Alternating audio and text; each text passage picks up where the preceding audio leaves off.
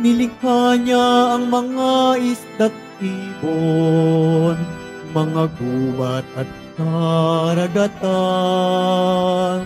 Tunay siyang banal at dakila. Purihin ang kanyang ngalan. Ang lahat ng nilikha niya'y mabuti. Pinagyaman niya ng lubusan. Purihin ninyo ang Panginoon, dakilain ang kanyang ngalan. Purihin siya ay awitan at papurihan magpakailanman. Purihin siya ay awitan at papurihan magpakailanman. Tayo nagkakatipon sa ngalan ng Ama, ng Anak at ng Espiritu Santo. Amen. Ang pagpapala ng ating Panginoong Jesucristo, ang pag-ibig ng Diyos Ama, at ang pakikipag-isa ng Banal na Espiritu, naway sumainyong lahat. At sumayo rin. Maligayang pagdalo sa ating banal na pagdiriwang, mga kapatid. Ating ginugunita ngayon ang kapistahan ni Santo Padre Pio ng Pietrelcina, isang pare. Ating ngayon ihanda ating sarili para sa ating banal na pagdiriwang. Inaamin ko sa makapangyarihang Diyos At sa inyo, mga kapatid, na lubha akong nagkasala sa isip, salita, at sa gawa, at sa aking pagkukulang. Kaya isinasamo ko sa mahal na Birheng Maria, sa lahat ng mga anghel at mga banal, at sa inyo, mga kapatid, na ako'y panalangin sa Panginoong ating Diyos. Kaawaan tayo ng makapangyarihang Diyos, patawarin tayo sa ating mga kasalanan, at patnubayan tayo sa buhay na walang hanggan. Amen. Panginoon, kaawaan mo kami. Panginoon, kaawaan mo kami. Kristo, kaawaan mo kami. Kristo, kaawaan mo kami. Panginoon, kaawaan mo kami. Panginoon, kaawaan mo kami. Manalangin tayo. Ama naming makapangyarihan, pinuspos mo si San Pio ng Pietrelcina ng espiritu ng katotohanan at pagmamahal para pangasiwaan ang iyong bayan. Ipagkaloob mo ngayong siya'y pinararangalan na umunlad kami sa pagtulad sa kanilang pagkauliran at itampok kami bilang tugon sa kanilang mga kahilingan. Sa pamagitan ni Jesucristo kasama ng Espiritu Santo, magpasawalang hanggan. Amen. Magsipo muna ang lahat. Pagbasa mula sa aklat sa mga kawikaan. Aking anak, ang kagandahang loob ay huwag ikait sa kapwa. Kung ikaw ay may kakayahan na ito ay magawa. Kung meron ka ngayon sa kanyang kailangan, huwag nang sasabihing bumalik ka't bukas ibibigay. Huwag gawan ng masama ang iyong kaibigan na sayo'y umaasa, nagtitiwalang lubusan. Huwag makikipag-away ng walang sapat na dahilan kung hindi ka ginagawan ng anumang kasamaan. Huwag kang mangingimbulo sa taong marahas, nilalakad man sa masama niyang landas. Pagkat ang Panginoon ay nasusuklam sa mga balakyot, ngunit nalulugod siya sa taong sa kanya ay may takot. Ang sumpa ng Panginoon di lalayo sa masama, ngunit ang mga banal ay kanyang pinagpapala. Ang mga palalo'y kanyang kinasusuklaman, ngunit kinagigiliwan ang may mababang kalooban. Ang salita ng Diyos. Salamat sa Diyos. Sino kaya ang papasok sa bahay mo, Poong Diyos? Sino kaya ang papasok sa bahay mo, Poong Diyos? Yaong mga masunurin na sa iyo'y nakikinig at ang laging ginagaway naaayon sa matuwid. Kung mangusap ay totoo sa lahat at bawat saglit, yaong gawang paniniray, hindi niya naiisip. Sino kaya ang papasok sa bahay mo, Poong Diyos? Kailanman siya'y tapat makisama sa kapwa. Sa kanyang kaibigay, wala siyang maling gawa. Hindi siya nagkakalat ng di tunay na balita at itinatampok niya ang matapat na lumikha. Sino kaya ang papasok sa bahay mo, Poong Diyos? Hindi siya humihingi ng patubo sa pautang at kahit na anong gawi, hindi siya masuhulan. Upang yaong walang salay patawan ng kasalanan, ang ganitong mga tao'y mag-aani ng tagumpay. Sino kaya ang papasok sa bahay mo, Poong Diyos? Tumayo na po ang lahat.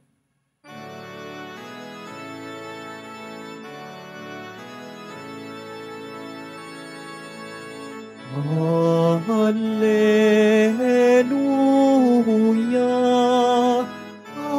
Hallelujah, Hallelujah,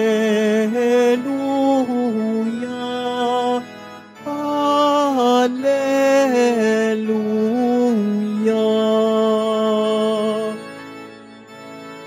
Dapat kayong magliwanag ng kabutihay mahayag at Diyos ang siyang matanyag.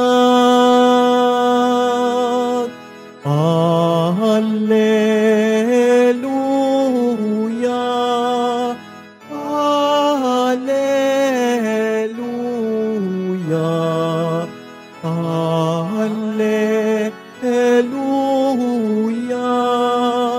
Hallelujah.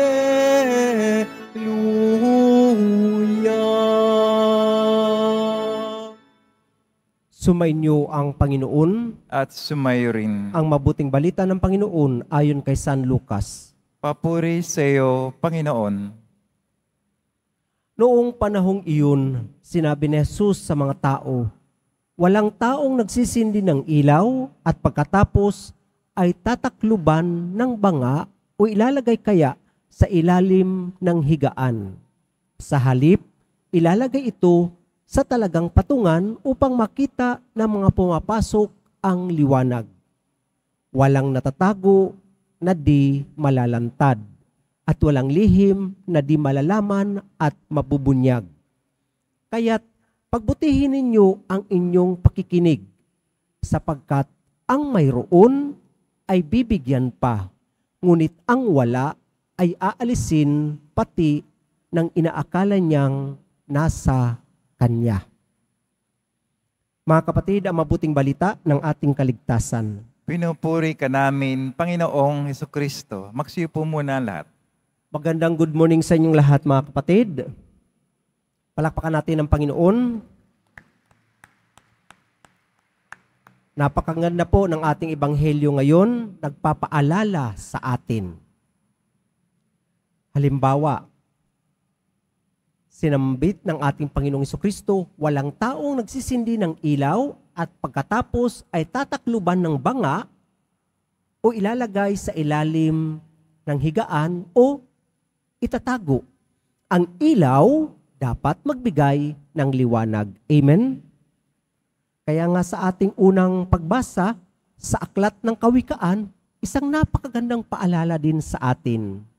Aking anak, ang kagandahang loob ay huwag ikait sa kapwa, kung ikay may kakayahan na ito ay magawa. Opo, ito po yung ating kalikasan. Magpakita ng ating kabutihan. Ang Poong Nazareno, modelo natin siya sa pag-aalay ng buhay, sa paglilingkod at paggawa ng kabutihan. At kung tayo nga ay mga deboto, natural po nandun ang ating pagsunod sa kanyang napakabuting halimbawa. Mga kapatid, pag pinakiramdaman natin ang ating sarili, kapag tayo ay gumagawa ng mabuti, napakasaya natin. At meron niyang kanta na nagsasabing, minsan lamang tayo daraan sa mundong ito, kung anumang kabutihan ang ating pwedeng magawa, gawin na natin. Yes, one life. One life. Kaya nga, si Mother Teresa of Calcutta, meron siyang kataga na sinambit, only one life. It will soon be past. Only what is done for Christ will last. Alam niyo po, nung siya ay nabubuhay pa, sa kanyang napakaraming mga kinupkup na mga taong nasa kalye, isang beses nung may pinapaliguan sila na nakatira sa kalye, nagtanong daw yung mama na yon. Ang sabi niya, matagal ako sa kalye, ang kasama ko lang ay aso, na kuminsan pag may dumadaan na tao, hindi ako tinitingnan. Namumuhay akong parang isang hayop. Ngayon, ako ay yung inaalagaan. Bakit nyo ginagawa sa akin ito? Ang simpleng tanong, anong mapapala mo sa paggawa mo ng kabutihan sa akin? Ngumiti lang si Mother Teresa of Calcutta na nagsabi, ginagawa ko ito dahil sa aking Panginoong Hesukristo. At ang pangalawang tanong ng lalaki, mabait ba siya tulad mo? Sabi ng madre, ang aking kabaitang pinapakita sa iyo ay wala sa kalingkingan ng kanyang kabutihan. Opo mga kapatid, kapag tayo gumagawa ng kabutihan sa kapwa, tayo ay nagsisilbing ilaw. Tayo ay nagsisilbing liwanag sa ating paligid. At bilang Kristiyano, ito ang ating tungkulin sa workplace, sa ating lugar ng trabaho, sa ating mga kasalamuha. Nandun yung ating dapat pagbabahagi ng kabutihan ng Poong Diyos na ipinagkaloob sa bawat isa sa atin. Walang nagsisindi ng ilaw at pagkatapos ay tatakpan ito ng banga o kaya itatago sa ilalim ng higaan o itatago kung saan man. Kailangan ng ilaw ay nagbibigay liwanag sa bawat isang nangangailangan ng liwanag. Mga kapatid, opo, ang kabutihan ay kalikasan nating tao, lalo pa sa ating mga Kristiyano.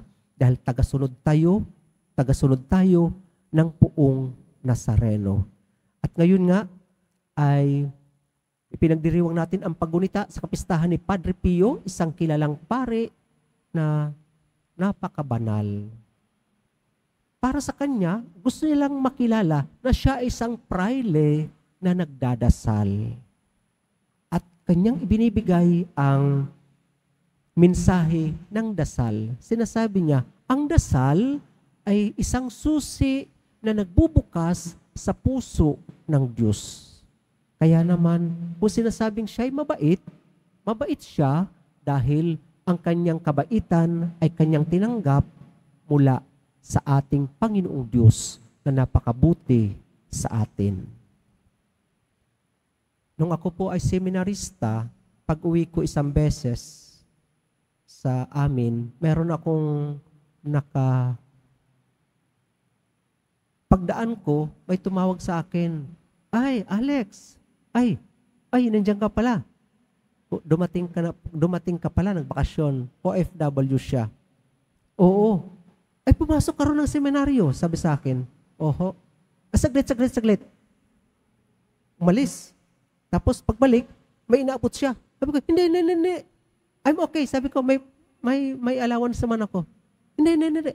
Brother, sabi sa akin, di ba sabi, magbahagi sa iyo ito. O kaya, ibigay mo sa nangangailangan. Sabi ko, sige, salamat. She was so happy to do that, to share her blessings. Opo mga kapatid, we have received a lot of blessings. Bilangin natin yung mga pagpapala na ipinagkaloob ng Diyos. Pasalamatan natin ang nagbigay at ating ibahagi. Pag may pagkakataon tayo na makagawa ng kabutihan sa kapwa, kahit yung pagngiti, kahit yung pakikinig, kahit yung pakikipagkaibigan, not material things, pero yung ating sarili na ibibigay sa kanila, isang napakagandang pagpapakita na ng liwanag ng Panginoon na kanyang ipinagkaloob sa bawat isa sa atin. Tumayo na po ang lahat.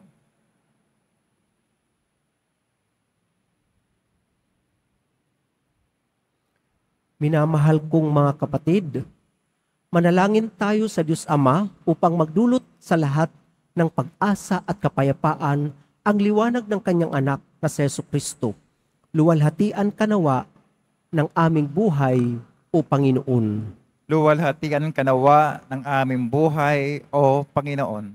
Ang bayan ng Diyos naway maging isang tulad ng dakilang ilaw na nagliliwanag sa kadiliman sa pamamagitan ng kanilang pagtatatag ng isang higit na mabuting daigdig. Manalangin tayo. Luwalhatian ka nawa ng aming buhay, O Panginoon. Ang mga pinuno ng mga bansa naway makapagpadala ng sinag ng pag-asa sa mga nagdurusa sa pamamagitan ng pagbibigay ng katarungan sa mga inaapi at dangal sa bawat tao. Manalangin tayo. Luwalhatian ka nawa ng aming buhay, O Panginoon. Ang mga magulang naway maging tulad ng liwanag sa taluktok ng bundok na gumagabay sa kanilang mga anak sa pag-ibig ng Diyos sa pamamagitan ng kanilang huwarang buhay. Manalangin tayo. Luwalhatian ka nawa ng aming buhay, O Panginoon. Ang mga tapat na yumao naway tumanggap ng walang hanggang liwanag, kaligayahan at kapahingahan. Manalangin tayo. Luwalhatian ka nawa ng aming buhay, O Panginoon.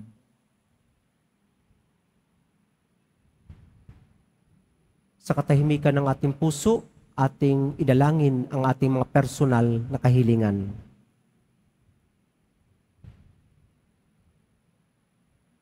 Diyos Ama, bigyan mo kami ng bagong kamulatan at kalakasan upang aming maitalaga ang paglilingkod namin sa kapwa at maging ilawan kaming nagliliwanag sa kanila.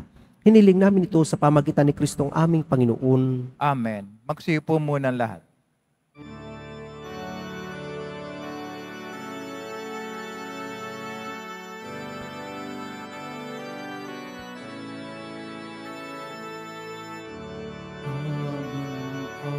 Alay sa iyo, Panginoon, ang tinapay at alak na iyong kaloob upang gunitain ang iyong buhay na inialay nang tayo'y magdiwang bilang isang sambayanan.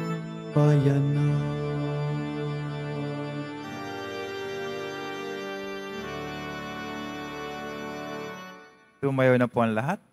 Manalangin kayo mga kapatid upang itong ating paghahain ay kalugdan ng Diyos ang mga makapangyarihan sa lahat.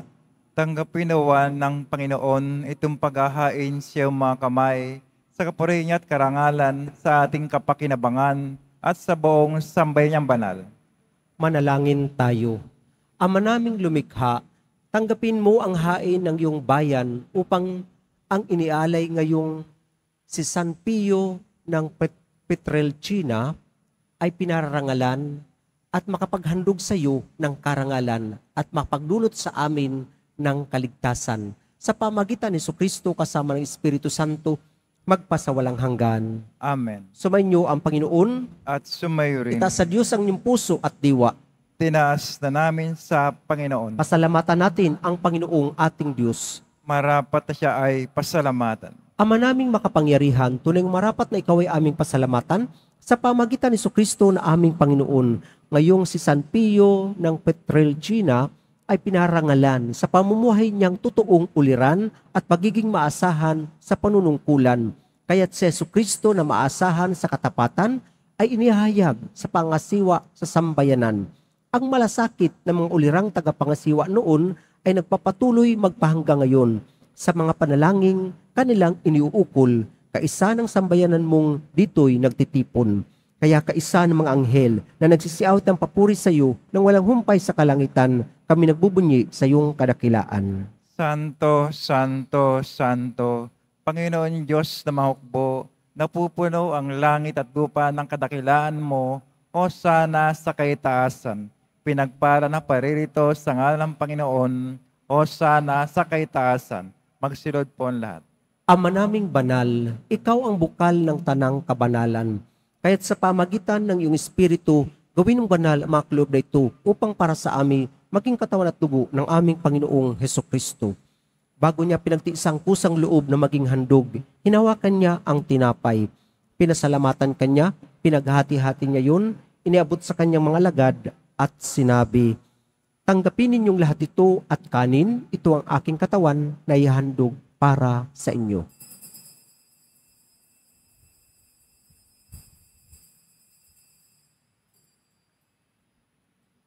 Gayon din naman, nung matapos ang hapunan, hinawakan niya ang kalis, muli kanyang pinasalamatan. Inabot niya ang kalis sa kanyang mga alagad at sinabi, "Tanggapin ninyong lahat ito at inumin, ito ang kalis ng aking dugo, ng bago at walang hanggang tipan. Ang aking dugo ibubuhos para sa inyo at para sa lahat sa ikapagpapatawad ng mga kasalanan. Gawin ninyo ito sa pag-alala sa akin."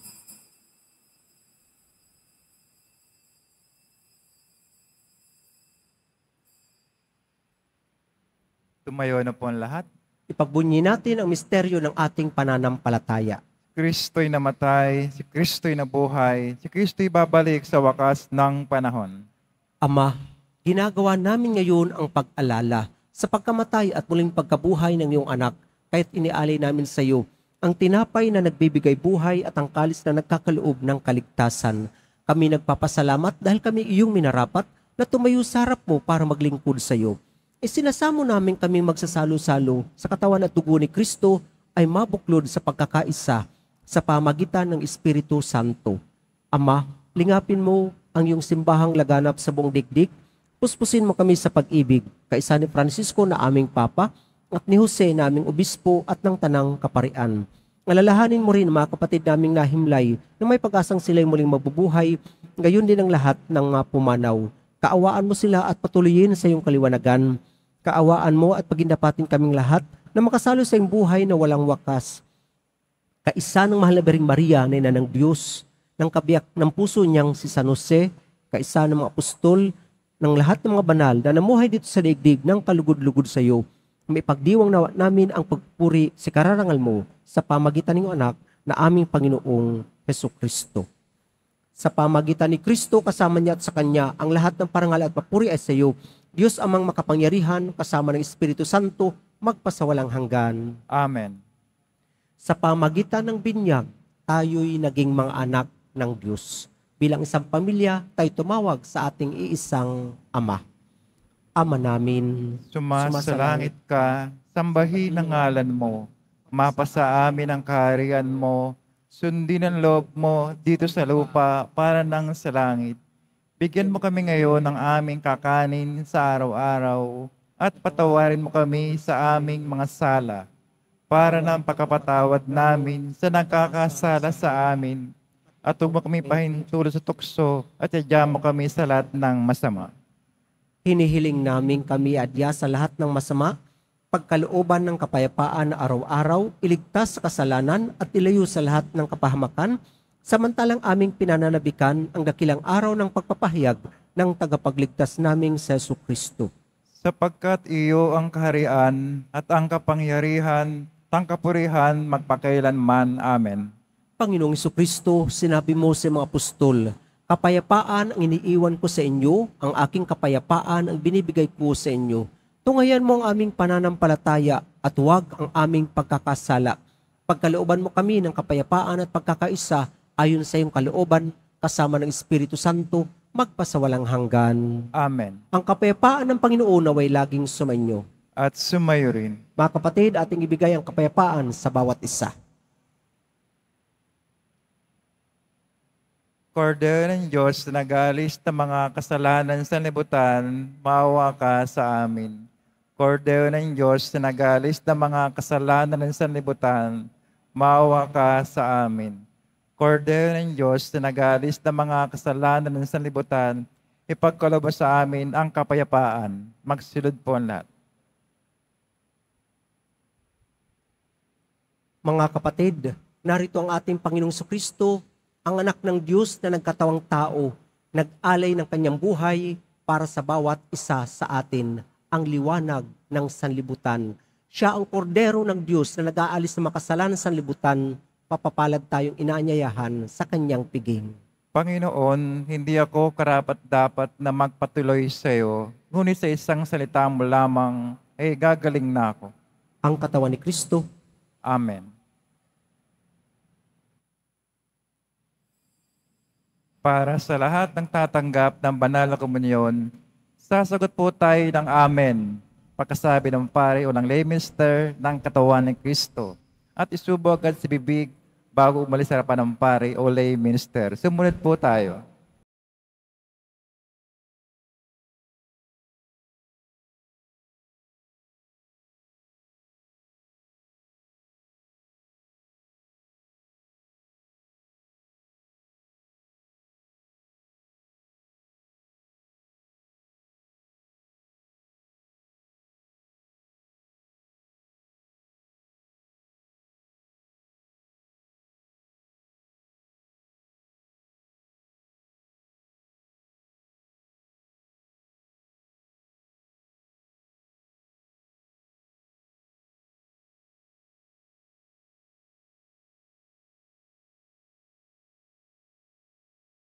Ngin tayo.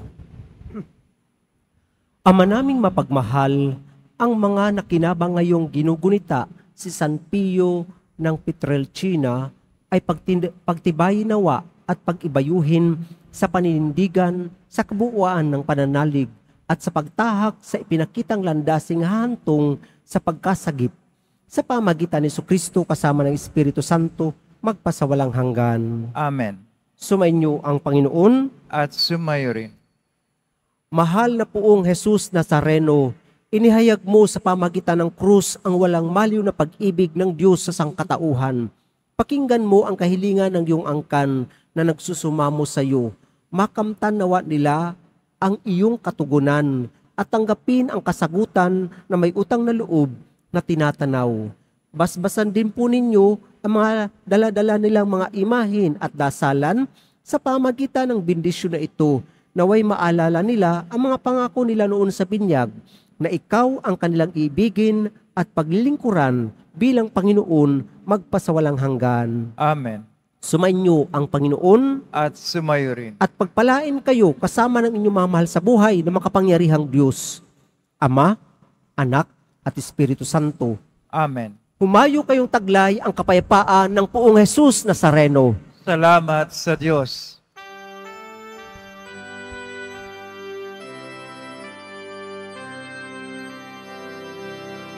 Nuestro Padre Jesus Nazareno, sinasamba ka namin.